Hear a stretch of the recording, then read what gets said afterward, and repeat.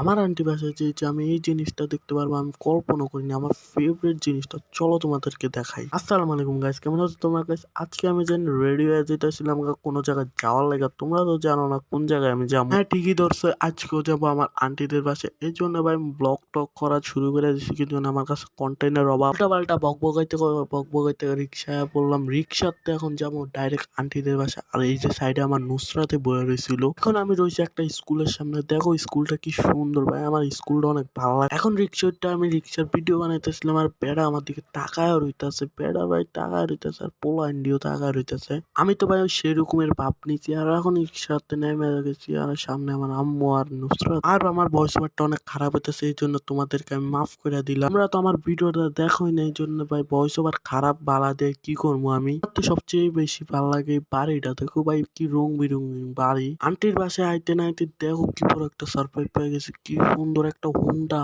ভাই এটা আমার ড্রিম কার, সত্যি কথা ভাই, এটা আমার ড্রিম কার। দেখো ভাই আপেলের লোগো, পুরা খাওয়া আপেল। গাড়িটা দেখো কি সুন্দর, পুরা আন্টিকো বাসার দরজার সামনে। ভাই কি ভালো লাগতেছে এই গাড়িটা দেখা। আর এখন আমি একটু গাড়িটার উপর উঠছিলাম ভাই, আমার পুরো হিরো হিরো লাগতেছে, এত ভাই সেই লাগতেছে আমার কাছে এই গাড়িটা। দেখো আমার আয়না দিয়ে কি সুন্দর লাগতেছে না? এই জন্য একটা লাইক করে দাও ভাই। এখন আমি ছাদের উপরে আয়া পড়ছি, আর তোমরা ভাই চ্যানেলটা সাবস্ক্রাইব করে দাও, লাইক করে দাও। তো আজকে ব্লগটা এইটুকুই রাখি। আজকের মিনি ব্লগটা কেমন হচ্ছে প্লিজ কমেন্টে বলো। টাটা।